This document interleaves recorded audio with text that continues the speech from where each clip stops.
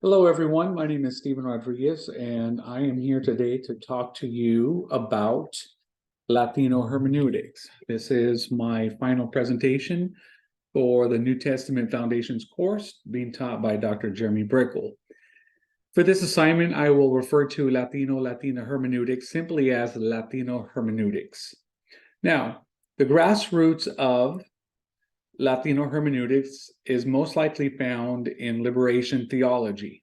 Liberation theology is a particular hermeneutic that was born in South America in about 1960, which suggests that the Bible is best understood through the lens of the oppressed, the marginalized, and the poor. Liberation theology gained some strength during times of stress and social injustices in Central and South America because it emphasized the gospel's involvement in political sectors, especially where the poor was oppressed. So it's on this plank of discovery that a Latino hermeneutic was born and evolved. To put it, to contextualize a little bit more, I would say that the Latino hermeneutic is in its toddler stage. The Babe Ruth of Latino hermeneutics, I would name as Justo Gonzalez. In his book entitled Santa Biblia, he outlines his thoughts on what we understand as Hispanic eyes, or better said, how to read the Bible through the lens of a Latino and all the baggage that comes with it, is what he says. He says that it's the perspective of those who claim their Hispanic identity as part of their hermeneutical baggage, who read the scripture within the context of a commitment to the Latino struggle. Now, I would probably sharpen the pencil a little bit more and call a Latino hermeneutics as the framework in which the Bible is read and understood through the filter of Latino immigration. The framework that a Latino will read and understand the Bible will vary from community to community or country of origin. But a general understanding that Justo Gonzalez outlines is that there's going to be some cultural studies, intercultural studies, language barriers, marginality, poverty, exile and alienation, immigration status, and finally solidarity, which is basically family ties.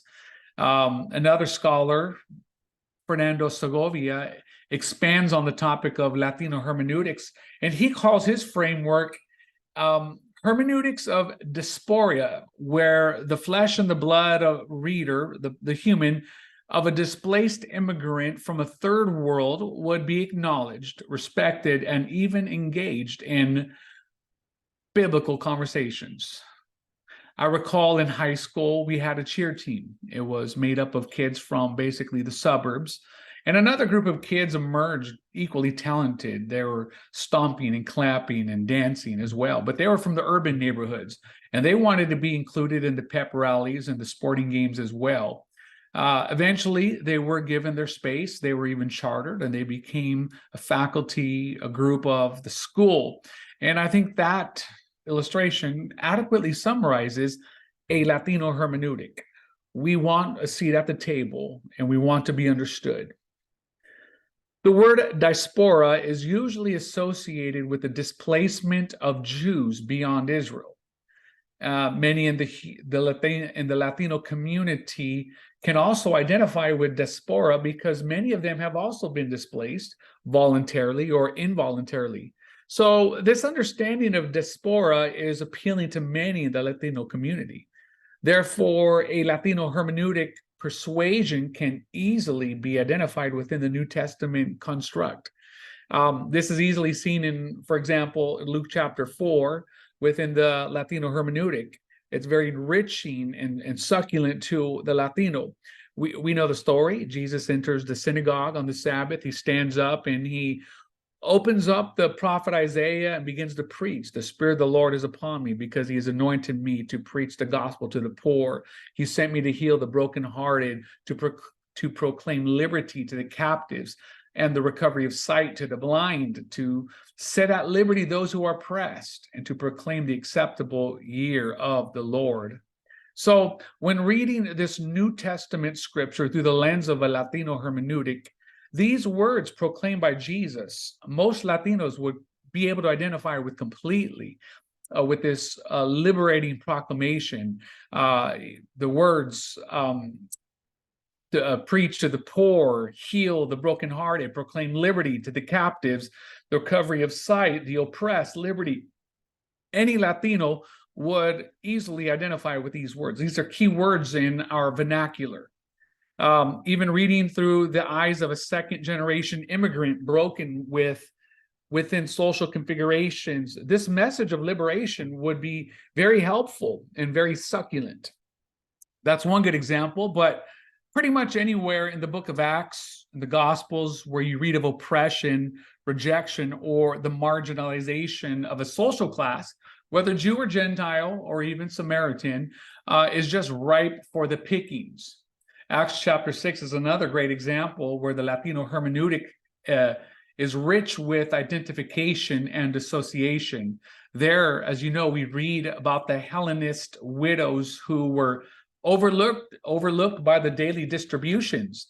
And the question has to be asked if the oversight was it intentional or unintentional?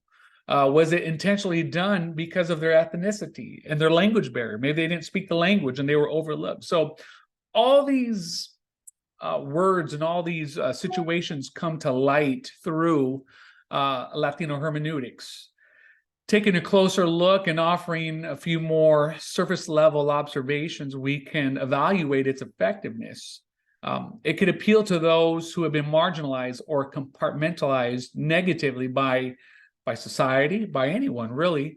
And I think that its bread and butter, the bread and butter of the Latino hermeneutic is its focus on alienation. Just about every Latino can empathize with a New Testament Jew who was under the thumb of ostracization of the Roman Empire. Furthermore, the countless references to strangers, pilgrims, foreigners, it's all icing on the cake here. And definitely the struggle with diaspora is probably the zenith point here. From migrant farmers to refugees, most Latinos can recall a time or two when their parents or their grandparents lived in displacement. Certainly that's the case in my life and others, and I'm the third generation Latino. Fernando Segovia argues that Latino hermeneutics does not lower the bar on historical criticism, as some may think. Instead, a Latino hermeneutic just removes the vacuum in which historical criticism can view scriptures in. Latino hermeneutics will remove the vacuum and bring to the table all of its baggage, all of the baggage of Latinoism, I suppose is the best way to say it. It's sort of like when somebody gets married. When you get married, you do not leave or abandon your culture, your background, or your upbringing. You don't get married in a vacuum. Instead, you bring into your marriage everything that makes you you. It's almost like you're bringing your ancestors along for the journey. And so everything you see and do in your marriage will be a byproduct of your upbringing, your culture. A Latino hermeneutic is simply emphasizing this point, that when a Latino pulls up the chair and reads the scriptures, sitting next to him are all his ancestors, his generational stories and struggles that brought him to the chair. He is not downplaying the historical criticism of the Bible, but he's just bringing to the table everything that brought him there, and it's providing a lens for him to read the scriptures. A couple of the pros here, as I've mentioned, Latino hermeneutics can be effective in many social constructs, not just the Latinos. It could give hope to the oppressed, the broken, the socially broken and marginalized. I think the Latino hermeneutic can open the door to other hermeneutics as the gospel is further globalized. One day, we're going to be able to hear from scholars from the 1040 window, where the Islamic states have control, and we're going to be blessed to understand how they see the Bible. how would the Bible be viewed and interpreted to a Syrian refugee or a Chinese or a North Korean who's under the oppression of communism? So these are all pros that Latino hermeneutic is opening, the door that the Latino hermeneutic is opening. Some of the negatives or kind of what may be construed as negative is that if the framework of a Latino hermeneutic exposes poverty, it's possible that the prosperity gospel can easily hypnotize the marginalized in the same way that some people are addicted to gambling and lottery. If not manicured correctly, a Latino hermeneutic can possibly even go sideways and could be a catalyst for Marxism and communism in some rare cases. Because Latino hermeneutics relies heavily on ethnicity, it could even pigeonhole some churches and denominations to focusing solely on the Latino descent. Deeply welded, also finally, deeply welded in the DNA of most Latinos is machismo. Machismo is the social behavior of masculine pride. And some Latino men are just not that willing to accept some aspects of female ministries and leadership. And finally, lastly, I would probably argue that a Latino hermeneutic can be self-imploding in a rare case because it shares the same wall as feminism. And if not groomed properly, it can slide into the same lane as movements such as Black Lives Matter, Me Too movements, and further, even further into the Latinx communities.